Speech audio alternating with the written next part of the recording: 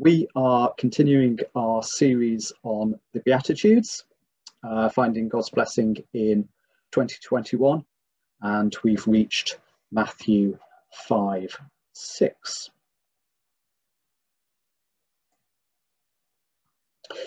Now, when Jesus saw the crowds, he went up to the mountainside and sat down. His disciples came to him and began to teach them. Blessed are those who hunger and thirst for righteousness, for they will be filled. Now, before I begin properly, I just want to mention that word righteousness. It's one of those churchy words, isn't it, that people might not understand. And in the wider world, of course, it's often used in a negative way when somebody is said to be self-righteous. So what does righteousness mean? Well, it simply means to be right in God's eyes, to be living the life that he wants you to live, to be doing the things which he's called you to do and not doing the things you shouldn't be doing. Many of you will know that the Lectio 365 app has been looking at Beatitudes over the last few weeks. And this week, when they were looking at this verse, the devotion quoted a theologian called Kathy Dedo. She says, righteousness is having all things set right. When there is righteousness in the world, then all things will be in a right relationship with one another and will be living and acting according to its created purpose. So that's righteousness. But there's one word that comes to mind when I read this verse, and that's need.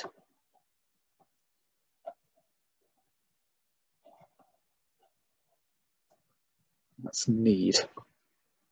We don't hunger and thirst after things we want. We hunger and thirst after things we need.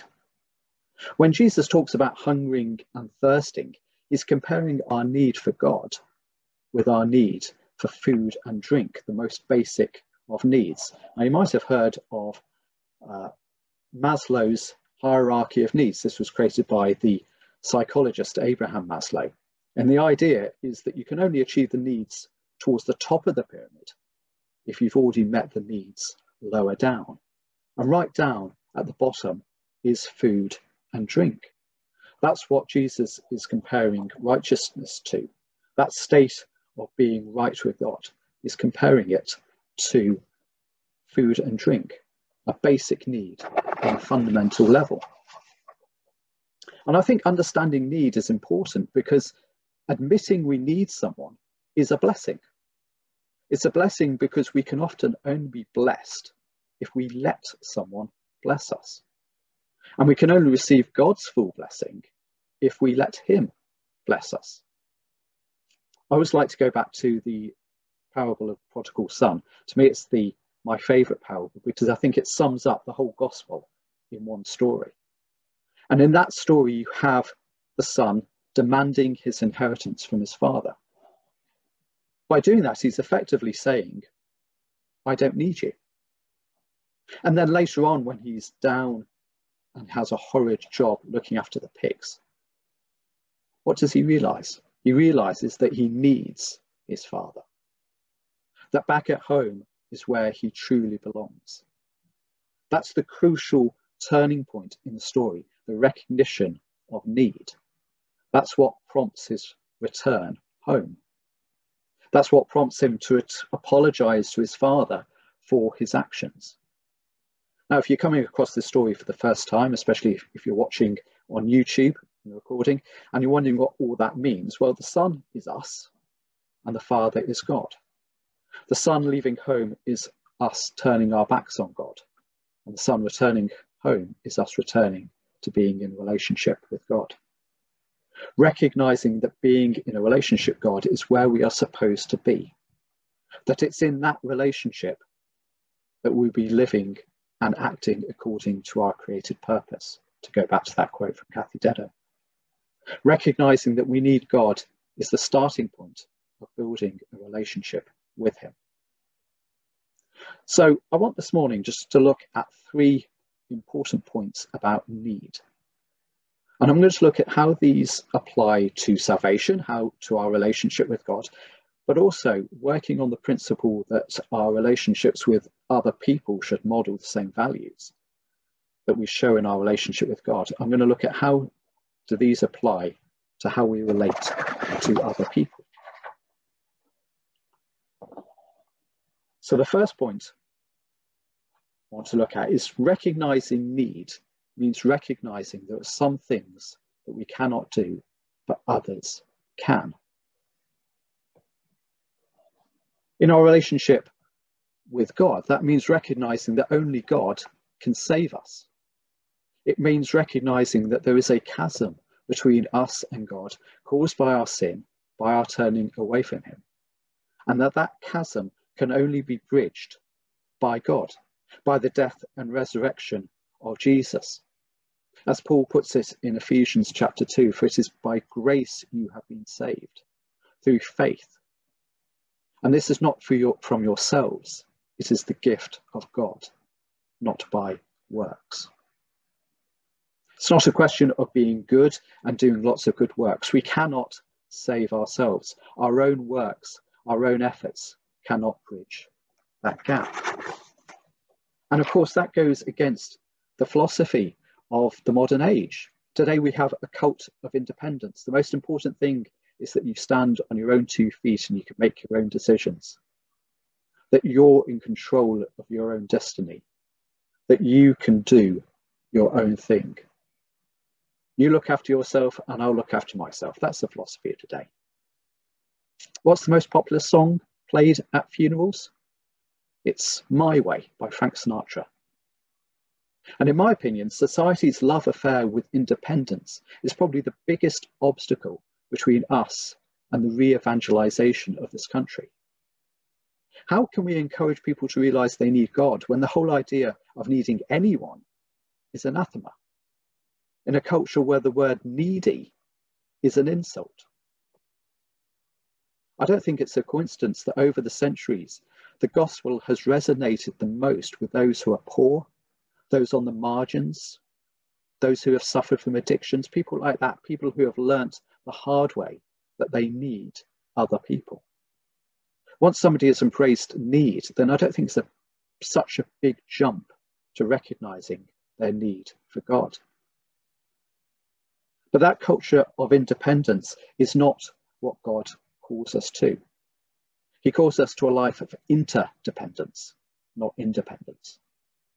It starts all the way back in Genesis when God says, it's not good for the man to be alone. And then later on, the early church is depicted like this in Acts chapter 2. All the believers were together and had everything in common. They sold property and possessions to give to anyone who had need. Every day they continued to meet together in the temple courts. They broke bread in their homes and ate together with glad and sincere hearts. It's a great depiction of interdependent living. And then later on in 1 Corinthians 12, Paul teaches us that we've all been given gifts for the common good.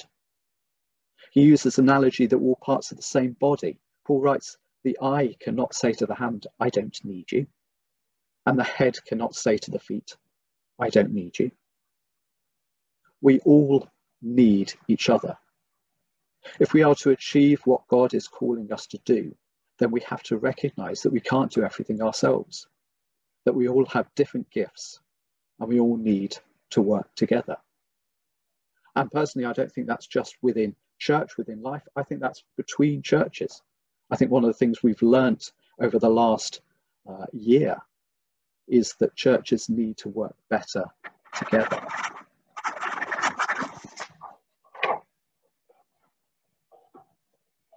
The second point that I want to mention this morning is need requires humility. Now, I would hope that most Christians are good at helping others, but are we as good at being helped? I'll say that again. I would hope that most Christians are good at helping others, but are we as good at being helped? Being helped requires a certain kind of humility. We can see that in John 13 when Jesus tries to wash the disciples' feet, but Peter, initially at least, refuses. In previous churches I've been in, feet washing has been part of the Maundy Thursday services, and there's something particularly humbling about having your feet washed. It's a very powerful thing to have done to you. But again, in our society, we struggle with this. Over Christmas, I was watching the classic film The Railroad Children, and if you see it, you've seen it, you'll know there's a scene where the children decide to do a nice thing for their friend Mr. Perks in the local railway station. They found out his birthday is coming up, so they get gifts for him from all of the people in the village. But he's actually horrified by this because he's worried that his neighbours will think he can't look after himself and his family. Now that was set over 100 years ago, but things haven't really changed. Just this week in our elders meeting, we've been discussing food poverty and how we as a church can help. And one of the biggest problems we've discovered over the last few months is getting food to people who are reluctant to ask for it. There's plenty of food available, but some people are still just reluctant to ask for it. So how do we help them? How do we help them bridge that reluctance? And I think part of the answer lies in my next point. So let's move on to that. So at the heart of need is relationships. Living a life with God at its heart is all about our relationship with him. And living an interdependent life is all about our relationships with those around us. At the heart of lives together needs to be love. God's love for us and our love for God and each other.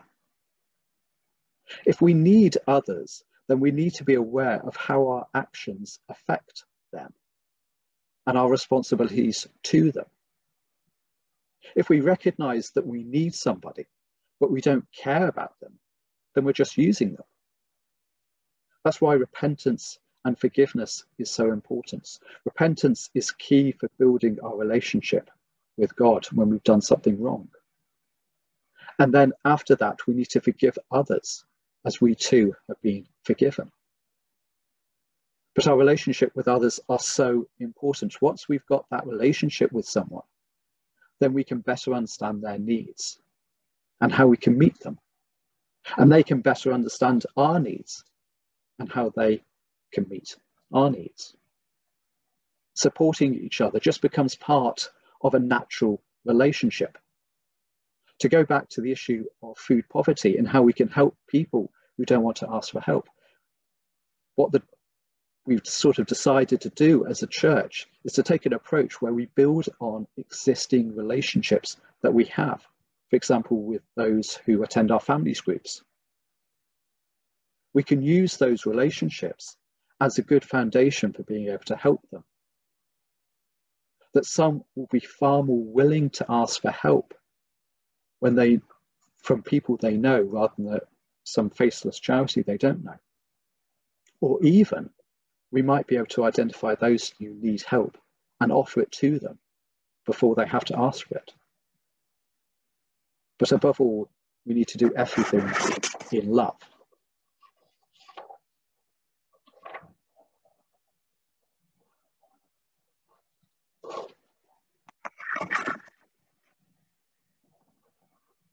Admitting we need someone is a blessing.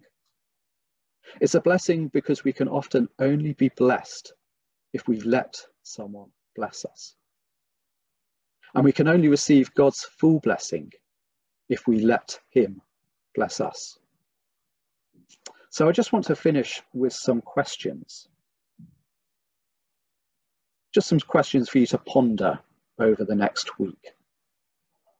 So the first question is, how can we let our need for God impact on our day-to-day life? Second question is, how can we live interdependent lives with those around us? And the third question is, How can we encourage people to recognize their need for God when the idea of needing anyone is anathema?